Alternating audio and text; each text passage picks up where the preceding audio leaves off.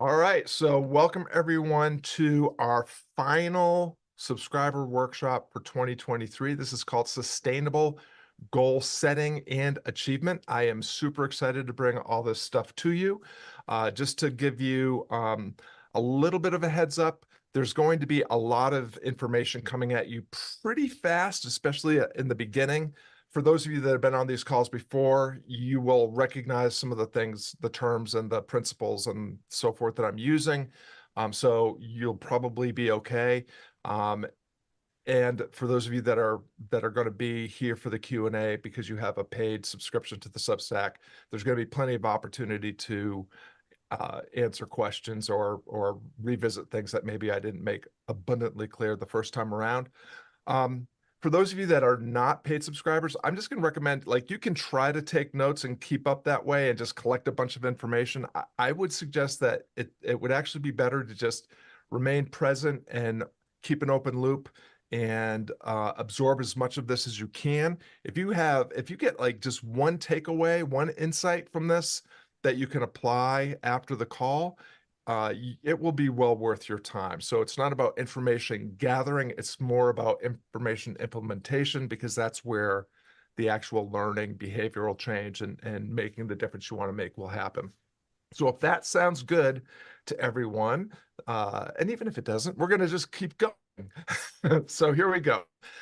First thing so what we're going to do is we're going to talk a little bit about how I'm just going to share how I think about goals, because I think it's important that we kind of define our terms, because the way I define a goal might be different from the way that you do.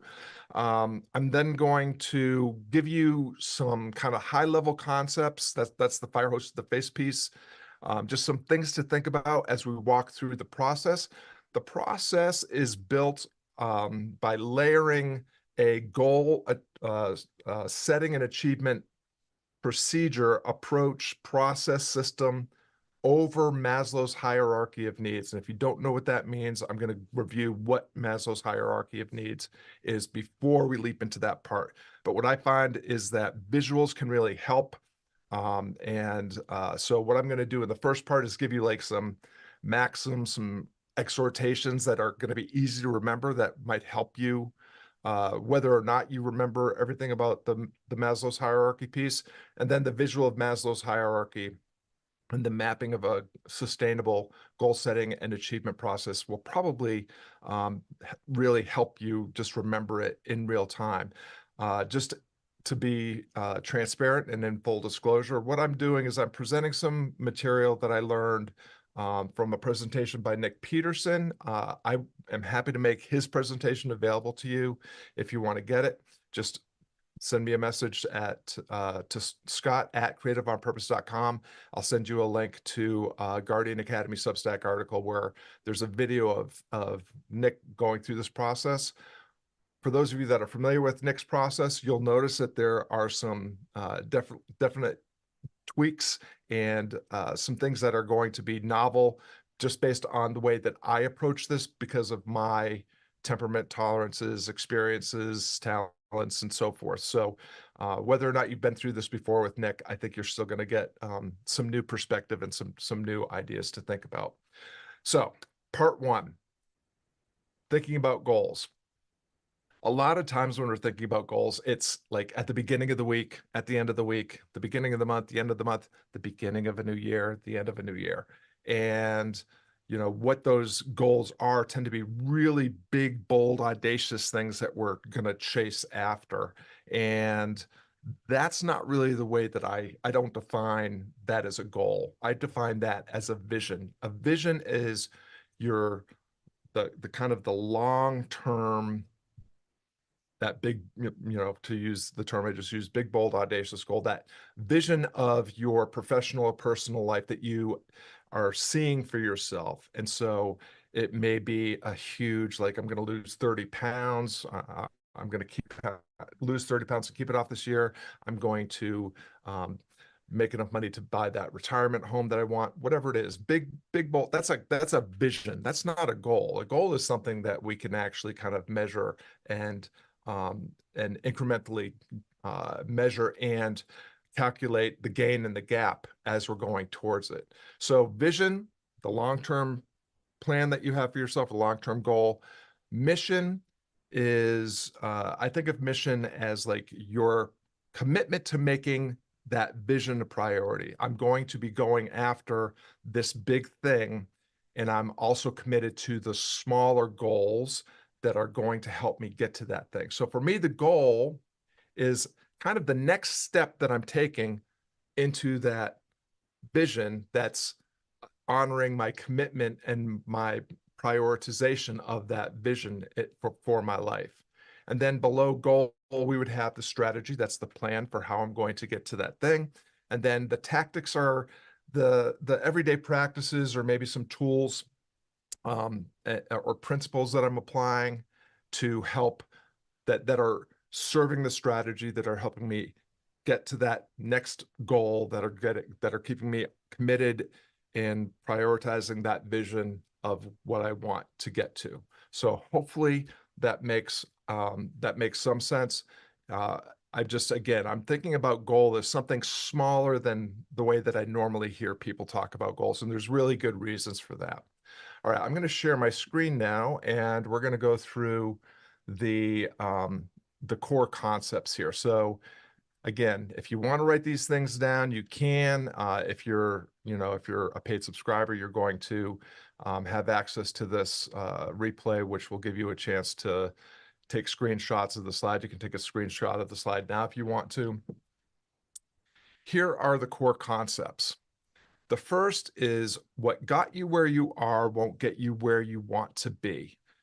So the idea here is that 80% of what got you where you are is not going to help you get to where you want to be. This kind of comes in part from Benjamin Hardy's recent book, 10x is better than 2x, or greater than 2x. This idea that, again, what got you where you are will get you where you want to be. In order to make a difference in your life, you're going to have to see and do things differently. And so you're going to have to understand that you're going to have to make some changes in the way you see things and the way that you do things if you're going to make this difference in your life that you want to make. So when we're talking about goal achievement, we're actually talking about changes in behavior, applying information, turning it into learning by putting it into practice. Another idea around this is this idea that 95% of what we think about and do every day is what we thought about and did yesterday, and is what we will think about and do tomorrow. So we have to bring that conscious awareness into this idea of changing the way that we see things and the way that we do things and the decisions that we make, so that we can get to this new place. And then finally, you all probably read the article that I sent you on Monday about accountability. And my challenge to you with this concept of what got you where you are will get you where you want to be is to rethink the way you think about accountability.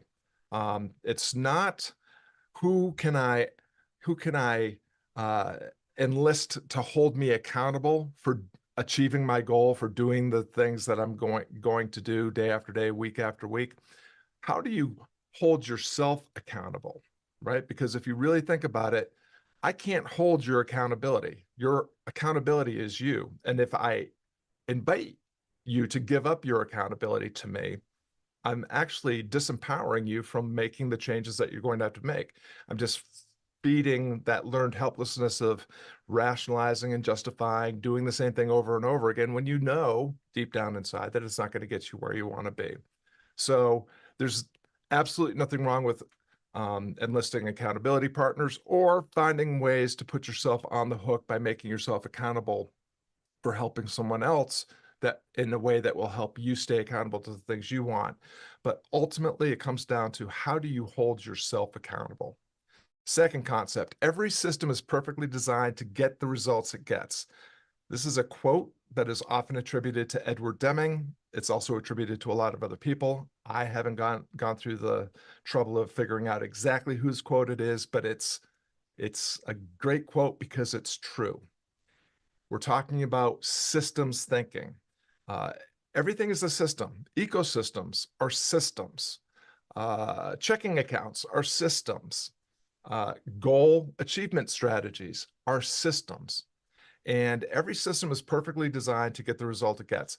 Really crappy systems will get you really crappy results. Really unreliable systems will get you really unreliable results. Highly efficient systems will get you more effective results. And so that bleeds into this idea of system reliability. Most of you on this call have heard me bang on about this at length, but system reliability is the idea, and again, I would say the truth of the law, that a system's reliability is not a sum of all of its parts. You can't just keep adding parts to a system to make it more effective. You're actually doing the opposite. You're driving down the efficiency. A system's reliability is the product of each element of that system. And since no element can be at 100% or more, every time you add a element to your system, a step to your system, a requirement to your system, you are by definition driving down its efficiency. And so the challenge of system reliability is, what are the essential things that have to be done in order to get the result I want? And after I define the essential things and get rid of all the things that are not essential, which automatically raises your system reliability. After you do that, how do you raise the floor on the least effective, least efficient elements of that system? Because that's how you're going to drive up the efficiency.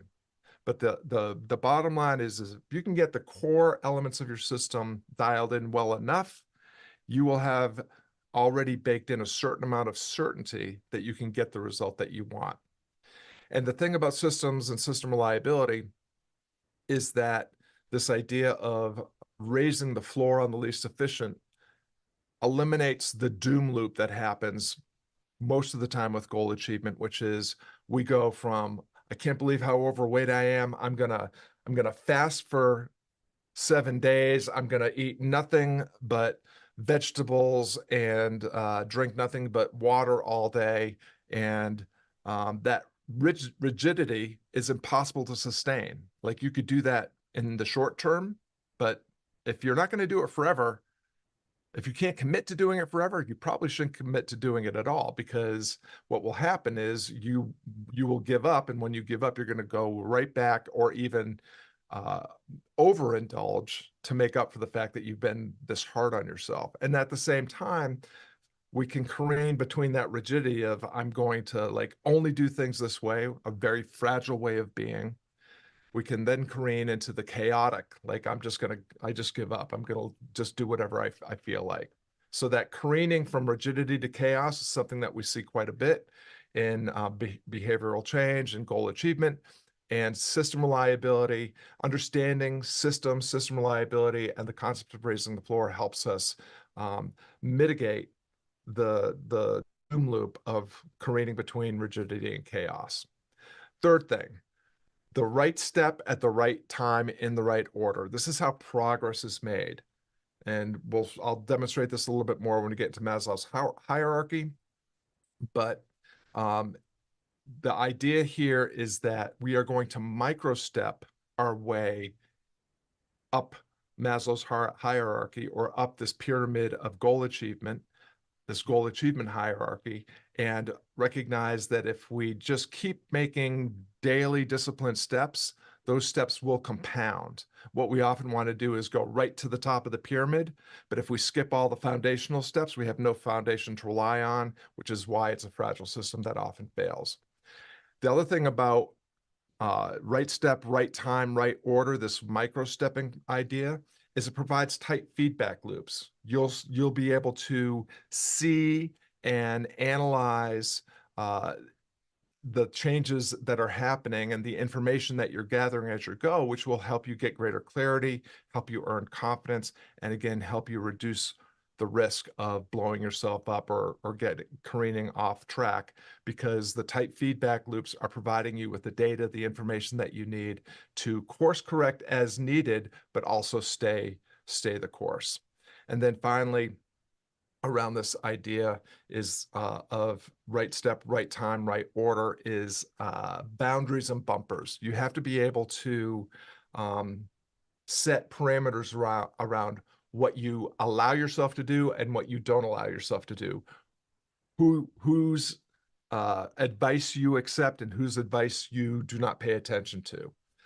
What behavior you tolerate by the people around you, what behavior you don't tolerate. You have to have those boundaries and guardrails if you're going to maintain your strategy, your plan for achieving your next goal, which will help you achieve that vision. The next to last is this idea that you're navigating with Google Maps, not MapQuest. MapQuest is a very fragile system. You say, I want to get here. Here's where I am. MapQuest spits out a rigid set of instructions, and that's the plan, period.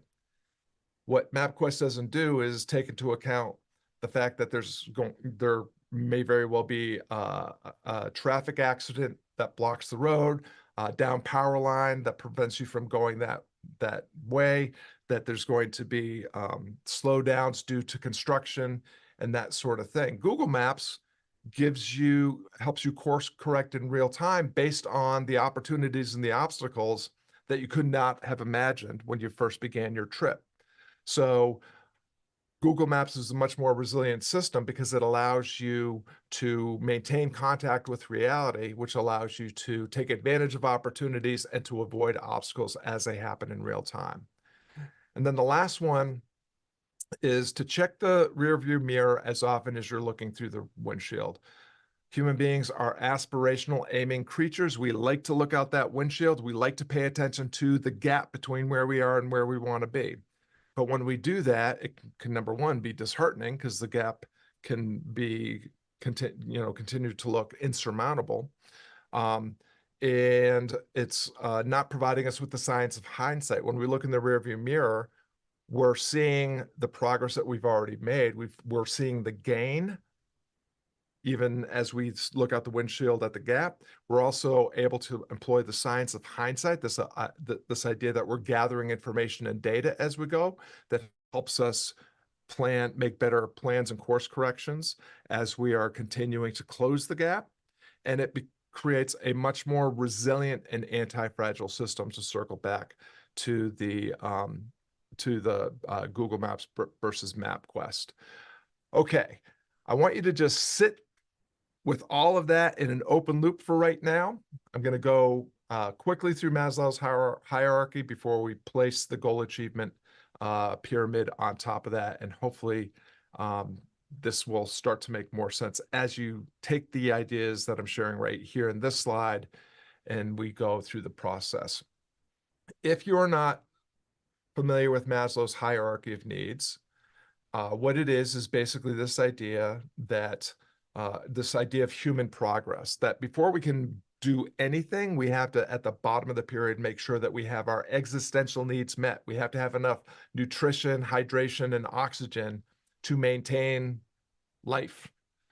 If we don't pay attention to that and we are shooting right for self-actualization, we're achieving our potential and finding our purpose and all that sort of thing, it doesn't matter if we achieve it, because we're not going to stay alive very long if we haven't made sure that we maintain our nutrition, hydration, and air to breathe, shelter, and so forth.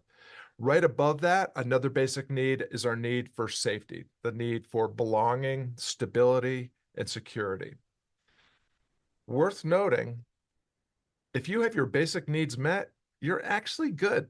Like you're going to stay alive. You're going to, you have done what you need to do to maintain the conditions for your existence. So nothing wrong with just having that dialed in good enough. But after that, if we can maintain our basic needs, then we can start to pursue our psychological needs. The first one is love and belonging. We need to have family, friends, and interpersonal connection. That's a basic human psychological need to maintain a sense of thriving and flourishing in life. Above that is the need for esteem. We like to be recognized for being worthy, for being talented, smart, whatever, respected for those things. It helps. We are creatures that measure our status against other people that are around us. And that fuels a psychological need for respect and recognition. So again, if you can meet all of those four, basic and psychological needs, you're probably at this point living a pretty good life. And at that point, you may choose to go for this ultimate level of self-actualization, this idea of pursuing personal growth, identifying and pursuing purpose, accepting things the way they are, even as you strive for things the way that you want to be. Now, what I'm going to do is I'm going to take this hierarchy of needs, and again, I just want to highlight it's a hierarchy because you have to fulfill the foundational the needs below each step. Nothing matters if you can't fulfill your existential needs. Once you do that, you can pursue your safety needs. Once you do that, you can pursue your needs for love and belonging. But if you shoot for higher up the pyramid before you've laid the foundation underneath, you're creating a lot of fragility and probably going to end up failing and blowing yourself up. So the way that I've mapped, and again, idea comes from Nick Peterson. I'm using my own words here. You all know I love alliteration, so I put some alliteration in here. So the first step is, and what I'm going to do here is I'll kind of use two examples, one personal and one professional. So the personal example is going to be the typical New Year's Eve resolution around fitness or health, and the business the professional need is going to be around growing a more successful business. But just to go through the steps, I've replaced the existential needs with this idea of sufficiency. Do I have enough? Can I do enough of the things that I need to do to maintain my health or my business? Above that is stability. Can I sustain this? Can I maintain everything I need to do enough to maintain my health, maintain my business? After you fulfill those basic needs, you go up to structure.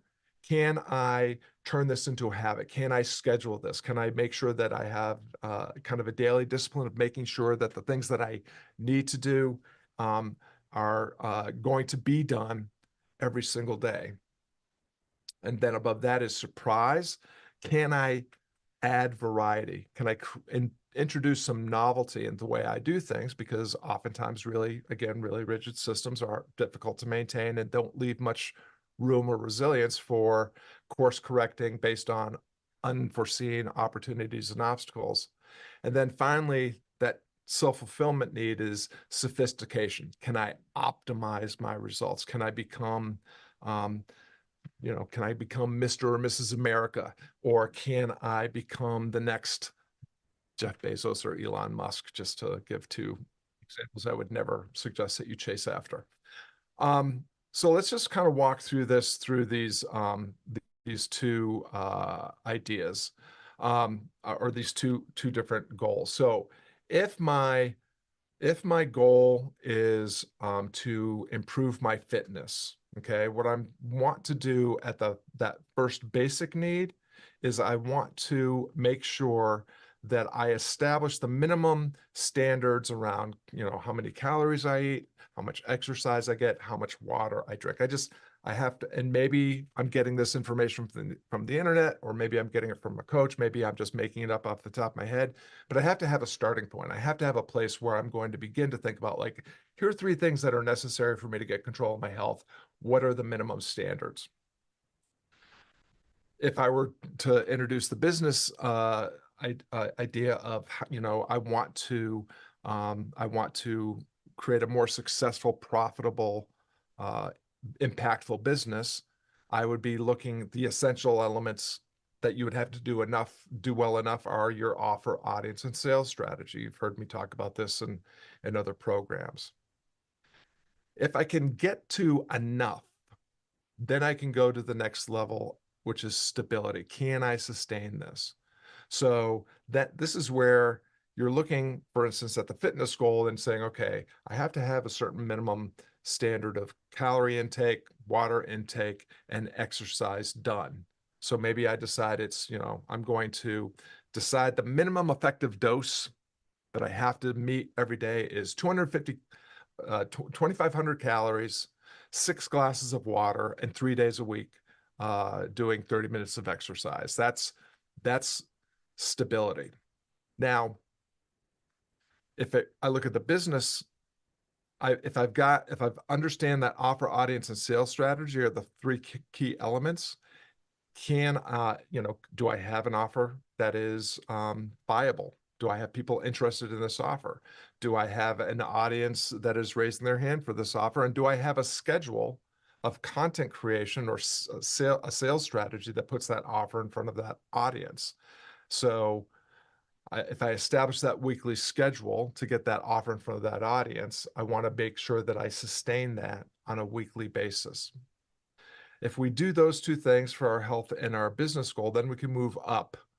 And again, I want to underline here that if I maintain those two basic needs, those two levels of sufficiency and stability, I'm okay. The business is viable. The business should be sustainable. But if I'm going to move up the pyramid and try to optimize those things a bit more, I'm going to look at first structure. Can I schedule this?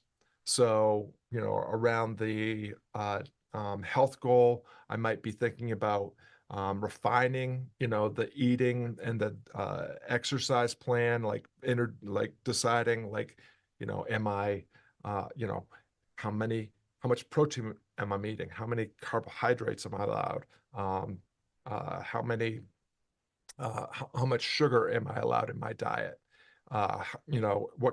What kind of exercise am I doing? Am I varying it? Am I choosing walking, running, weightlifting, strength conditioning, and so forth? In the business side of things, we're refining the type of content and the type of schedule that we're sharing that content, putting that offer in front of that audience. So maybe we're getting specific about, I'm going to do this on my Facebook page, or I'm going to do this through my email list, or I'm going to do this through my YouTube channel or my podcast or what have you. You're introducing that structure. Where are the places and what are the times that I'm putting those stability components into play? If you get that far, then you are probably definitely making progress toward whatever that vision is that you set for yourself around your health or around your business. And now you can introduce surprise. This is where you're starting to introduce some novelty and maybe experimenting with things that may optimize your business.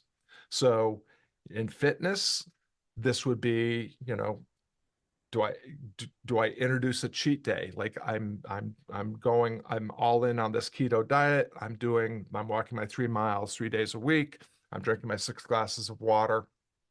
And now I want to know, can I go out for drinks with my friend one night a week and not blow myself up? So you introduce a variable, you try it out, you pay attention to the data, and you decide whether or not, that novelty, that little bit of variety is having a negative impact on the vision achievement that you imagine for yourself. In business, it might be this idea of introducing a new medium for delivering your content, or maybe a new type of content. Maybe you've been doing nothing but text-based posting or emailing or blogging, and now you're going to introduce some vlogging or some video content and that sort of thing.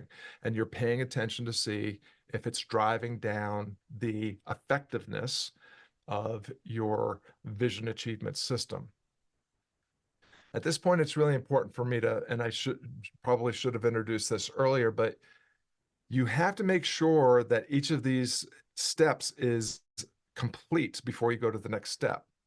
If you do not do the sufficiency step, 7 days a week, you're going to be building on a weak foundation. And the way that I think about this is, you know, what I will tell myself about my diet is, well, I maintain my diet 5 out of 7 days. Well, if your computer turned on 5 out of the 7 times that you turned it on, would that be acceptable? No.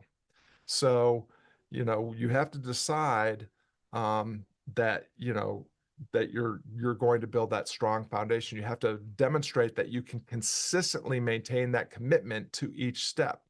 And once you do, you can move up to the next step. And if you can't, you have to drop down to the previous step, or you have to rethink the parameters around the step that you're taking. So for instance, if I, if I get to the point where I've got this structure where I've got my 2,500 calories a day, 6 glasses of water a day, walking 3 times a week.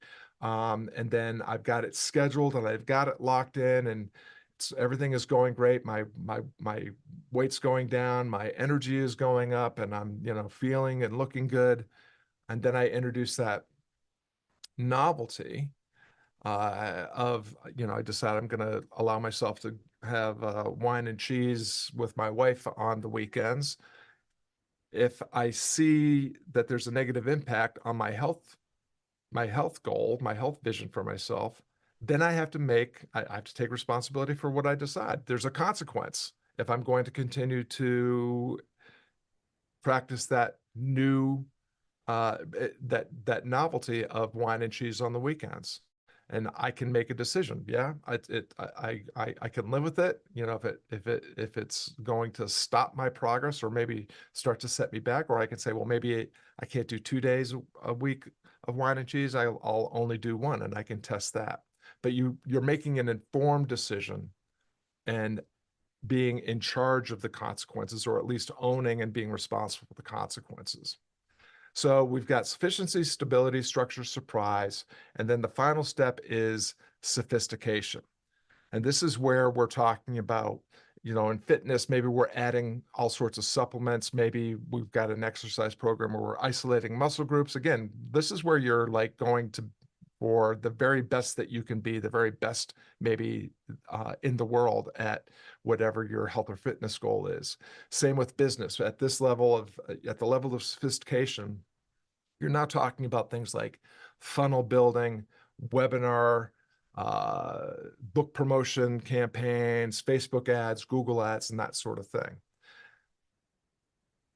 There's going to be another thing going on as you move up this pyramid, this goal setting and achievement pyramid, in that every step up, you are going to be experiencing the law of diminished returns. Because, if you're starting at 0 and you get to, 20% and then 40% by the time you get to stability, moving from 40 to 50% takes a little bit more energy, effort, and attention. Moving from that 50 to 60, 70, 80% is going to require even more. It's going to cost you more in terms of time, attention, and effort. When you get to the sophistication level, you're closing that last 10% or maybe that last 5% gap. And it may or may not be worth the cost. And so, again, making the informed decision to continue to pursue those goals, or to decide where I'm at is good enough. Or if you're a type A person, like me, maybe you do get all the way to the top of the pyramid and kind of recognize, you know what?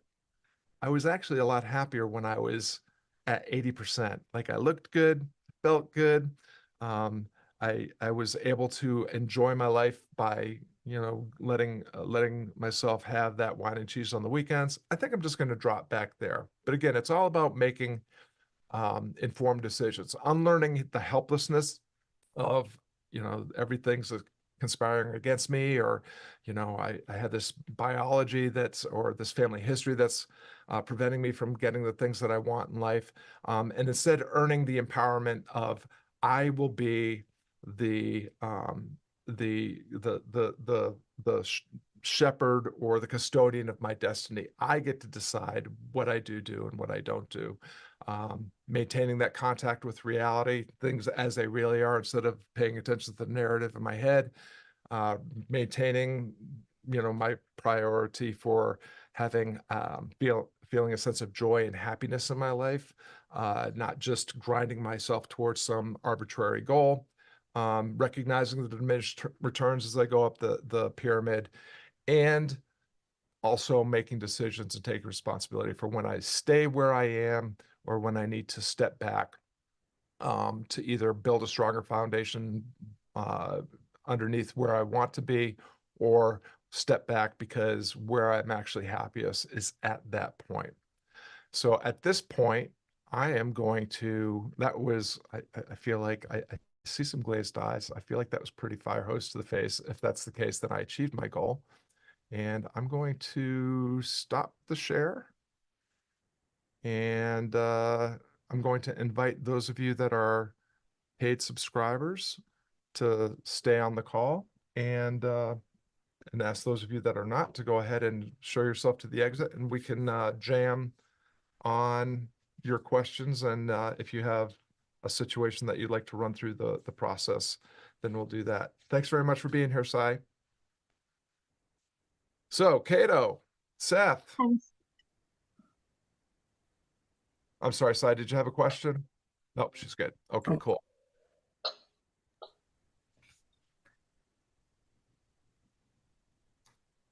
Well, now I'm looking back over my notes. I didn't take any notes. That's right, Seth. You're not supposed to take That's notes. right. You're supposed to pay attention. Yeah, I won. Yes. No. I mostly draw pictures. And then I write important keywords. Like I have word balloons with you talking. Well, you know what? The number one rule always is play your game.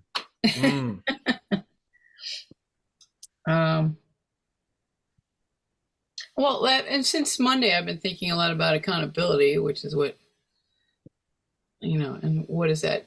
I really liked the way you were talking about that, because you articulated some things that I believe internally about, like, I'm the one that is really the one that needs to decide how to change, when to change, what am I going to do, what is it going to be, how big is it going to be, what is the size of it, what does matter. Because I enjoy, like, there's a goofy game I like to play on my iPad for 25 minutes a day. When I run out of hearts, I'm done. And then, and it is a stupid game, but I enjoy it. And so I make room for it every day because I get little bonuses if I play it every day. But there's all kinds of things that are like that too. Like, I do my stretches for 25 minutes a day because the bonus is I sleep well, my back feels great. And if I don't do them, I get all grumpy and cranky and then don't sleep as well. So, there's that. But I have to remind myself sometimes about that one. I'm like, I want to be able to sleep well. So there's like, and what are those? I like the way that you were pulling it together, though, that idea of the vision, that big thing, and getting away from thinking of it like, oh, that's a goal, but no, that's really actually this other thing. That's this vision, and attached to it is all this glowy. And that's because that's what those are that we move toward. And then how are you figuring out how to get there? And then I also keep in mind, like, the stuff that you had mentioned, because it still blows my mind that most people don't know where they are. But of course, that's once you said and explained it, I was like, oh, that's probably true. And now I've been noticing it, like, all the time in conversations with other people, or just figuring out, oh, okay, you're not, oh yeah, that thing Scott said. And then also looking at making my own assessments and how these all connect, which I really enjoy these when you do them. I appreciate it. Yeah, just in transparency, my guilty pleasure at the end of the day is I listen to really stupid podcasts. I listen to Conan O'Brien Needs a Friend, and Dana Carvey and David Spade on Fly on the Wall. I haven't watched Saturday Night Live since like the 80s. So, they're bringing in all these, they're from the period of time when I watched, and they also, bring in guests from that period. And it's like, my wife is so, like, if I'm listening to Conan O'Brien while I'm making dinner, my wife is like, is this the show where they do dick jokes? And I go, yeah. It is, but it's like my little guilty pleasure. Like I get to be, it's just like me and the boys getting together and making poop and fart jokes because it's fun. It's stupid and it's still funny and it's provides a release that I feel like I earn based on how hard I've, worked that day. So I get it. What do you got, Seth? I've been, didn't realize, like, when you were talking about the spontaneity and all that, and to put in some of the work that I do, and I've talked about this before, of the work I'm trying to get away from, it's like, wow, how, like, to have a name for it, or like no wonder I don't enjoy doing this. Like, it's not sustainable. I'm still doing it because it helps me meet my financial needs, but like psychologically, it's like I loathe it. Thankfully, I don't do 8 hours a day, which is good. But I think just having the realization of the idea of something not being sustainable, of not having flexibility, or not, like, it's not going to any level, and it's actually like pulling me back. So that's been helpful for me to see, and then which then reconfigures of like, well, and then to have the foundation of the other stuff I'm trying to work on, of like, well, I need the foundation before I can replace all that that's already in place. So that was helpful for me. Yeah. Well, I think that last piece is super important because again, if you think about goals as those big, bold, audacious things that are actually a vision of the life that you hope that you live or that you think that you want to live, it gets real easy to start like going into the burn the boats kind of thinking. Like I'm just gonna, I'm gonna do that anymore. I'm not, I'm firing all those clients, and it's like you can fire all those clients and the consequences are going to lose all that income. And if you think that that's going to help motivate you to get better clients, not my, like, yeah. Seth and I would talk about this quite a bit. It's like, what is wrong with doing the work that you have to do while you're building the work that you get to do? Like, there is nothing, like, I fought it for the last 2 years that I had my guitar studio open. It was like, if I just didn't have to teach those, 30 hours a week, I could reinvest all that time and get this business where it needs to be. It's like, yeah. And if I fire all my guitar students, I've just taken away, like, that's my nut. If I teach those 30 lessons a week, I'm good. And so it was like, okay, let's have an honest conversation with yourself. Is it really terrible that you're like creating new guitar players and bringing joy to young people's lives and their family? And like, okay, I think I can probably continue to do this, and I'll find other places where I can recapture time to build a business. And it was really nice to, and Akimbo gave me a runway that I will never be able to thank them enough for. That head coach income is what allowed me to finally pull the plug on the guitar, like first the performance, then the students, and then finally got to pull the plug on Akimbo but it was very intentional and disciplined and stepwise, as opposed to the way we usually think, which is burn the boats, full steam ahead. Live in the moment. Because I've worked in theater where especially playwriting, like I literally, and many of the playwrights I know only know this one playwright who makes their money exclusively from writing plays, and it's Kia Corthman. Every other playwright, including the Pulitzer Prize winners that I know, have other things that they do to make money, and they write plays because they love them. And whether it's screenwriting, which is a similar field but it's different, or they're working in some of the weird television stuff once television has exploded. A lot of my playwright friends are doing that, or teaching. Some of my favorite ones teach. And in fact, Paula Vogel, Pulitzer Prize winner, the person that helped me get into Brown and did all those things, advocates and she teaches her thing, the business of the biz, and part of it is like teach, because then you get this whole time off in the summer. That's why so many of the development conferences are in the summer, and new play things, because so many of the people work during the school year, and then they can come do these things and go around the country and do other things in the summer.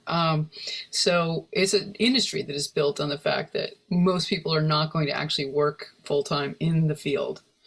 Even directors and all that, a lot of them don't make all of their money from being able to have theater do that. They do the other things though to keep making theater. And in that workshop that we did like a couple weeks ago, the one that was I know Seth, you were there. And the question was like, think about a bad job you had, and I was like, I can't think of a bad job I've had, because even though my jobs weren't the best jobs, like I worked in a factory and things right out of high school and stuff, and I worked overnight in a bakery, but I always had a great time. Like I always had a good time, even with the mindless work, because I could do, when it's mindless, I can actually think of other things and work on what I'm working on. I can learn lines. I can do all kinds of things when I'm doing, especially something stupid. And then if I'm doing something engaging, I'm engaged with the work, and I'm always like enjoying the people I work with or finding ways to make it interesting. So I was like, I've never sat there thinking, I've still sat there on particular days thinking it's too hot and it's too uncomfortable and we need to change the system. And then I would like work on how to change the system, like when, especially in the factory, because there were just dumb things that they would do. And I was like, this would be so much better if we did it this way. And then I could catch up and get everything up, and then I could go wander around for 15 minutes and talk to people and come back because, well, I figured out a more efficient system. Yeah, understand. Funny things like that. Yeah, I've definitely refined the work I don't want to do. I've got it down to a science, and I think I've mentioned this before. I have timers in the corner of my computer to like, because Parkinson's law, that work will take the time up the amount of time that you have. If I have 8 hours to do it, like, I could take 8 hours to do it. No, I have this timer over here that says you've already been working on it for 20 minutes. Finish it up now. Get it done. And yeah, so if I can minimize the amount of crap work I have to do and maximize that hourly rate, because the retainer rates, like I could do it. I could do it.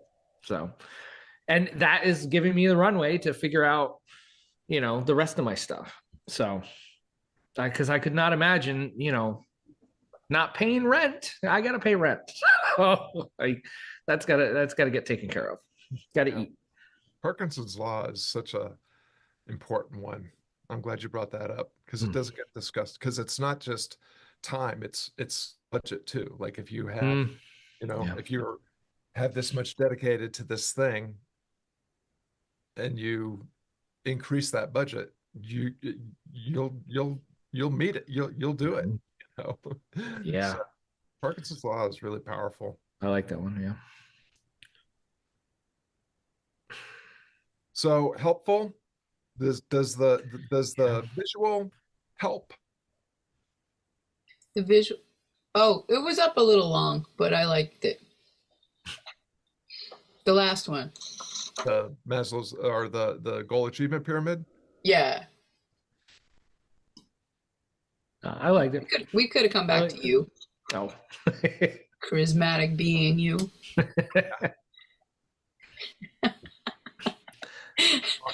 It's something that really the first time that I heard Nick go through it, it didn't really resonate. I thought it was just cute, like it was clever, but not necessary. But when I came back to it after lots of thinking on it and thinking about all these other, like all these principles that we've been talking about, and we've talked about a lot of the same things through stepping into possibility, engineering, luck, and now goal achievement. It's like, because a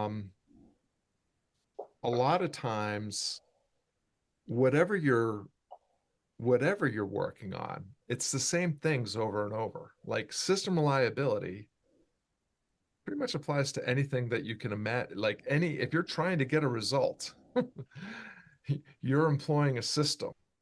Um, and even if you're not necessarily trying for a specific result, you're in a system that is getting you what you're getting. And so like the whole system reliability thing actually comes from ecology. They were looking at these highly complex ecosystems and figuring out like all the elements and the impact of what happens if you like overfish this species or just overfish in this bay.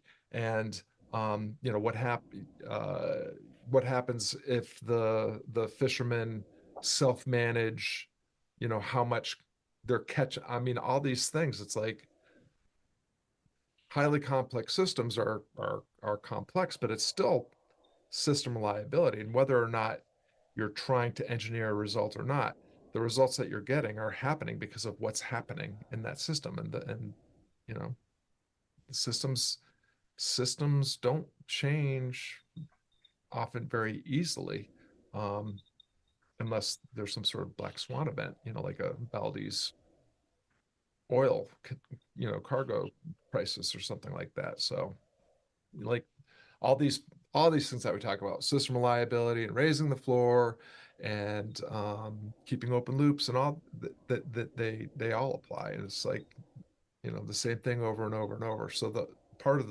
the evil plan is to just keep hammering away at the same principles from a different perspective, so that you see that they apply across domains, across desires, all those kind of things. Well, the sustainability thing for me, like, I mean, I haven't written down my process, and and so far it's got me where I am. And so for me, I've been thinking of like, maybe I should like the plan's up here.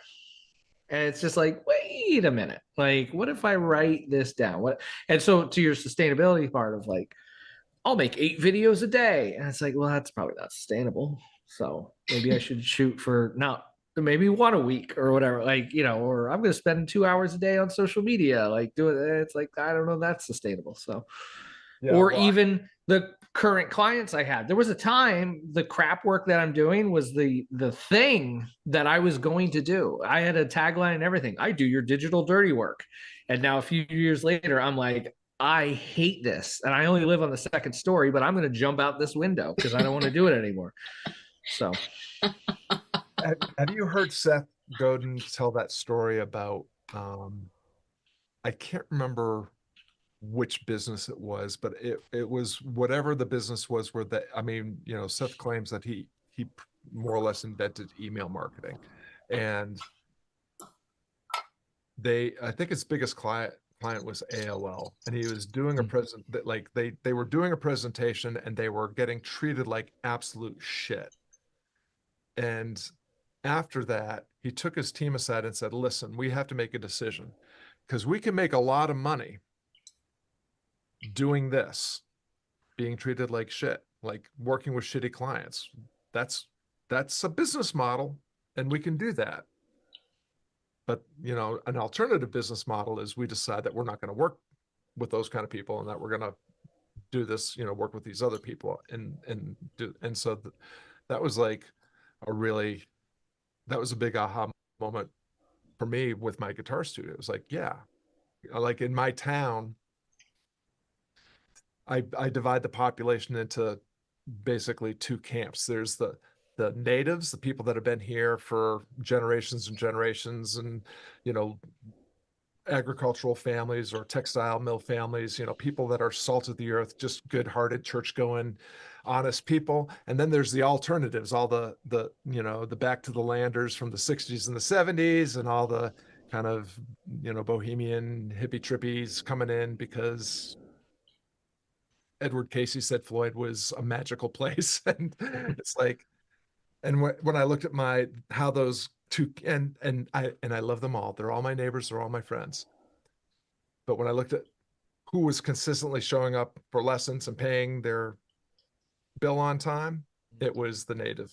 And the alternatives would, like just not show up and pay 2 weeks into the month. And it's like, okay, I'm just gonna actually make a decision that I'm working with these people.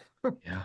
And Yep. these people will have to prove themselves before I'll take them in. And my business became just the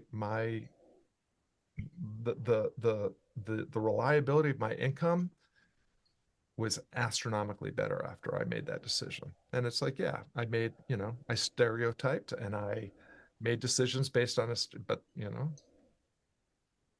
got to do it. I mean, Yeah. I wasn't being prejudiced. I was just making a decision about who I was and was not going to work with. Yeah. I'm not gonna waste the time on. Yeah. Well, get better clients. That's the whole cornerstone of the freelancer workshop. And it just, for me, it was like, wait, this level of client is going to get me low pay, increasing amount of work, no room for advancement. Not for me. Especially after that course too, of being in the Akimbo and all these people doing all this great stuff. It's like, wait, what the heck am I doing? Because at first I went into that course, I was like, yeah, I like being behind the scenes and kind of out of the, no one bothers me. And I was like, yeah, no one bothers, because no one knows about me. And that was 2019. I was like, forget this. I can't keep doing this. So you must have been in the first or second go round. I think so, yeah. Oh, if you were with Nikki, I think that was the first one. Wow. Yeah. Which one? Alt MBA? Freelancers. Freelancers. Okay. Yeah. Yeah. I was in Alt MBA 6, and I remember thinking, I had my first face-to-face in real life with Seth shortly after that, and I felt like I was like this late. I was like this late majority, and he was like, "Oh, Scott, you're so early." And then like when I left Akimbo, they were in the 40s or something like that, and I was like, wow, he really was right. Like, wow, that was early. You know what pissed me off about the Alt MBA? And this is why I don't recommend it. I loved all the Akimbo courses, and I liked a lot of the Alt MBA, and I stuck with it. But when I figured out 2 weeks in that I was buddying around, but we were never in the same rooms with these 5 people, and we made our own channel, and we realized we were never in the same rooms. And I was like, well, it's just weird that we're never in the same little cohorts each week.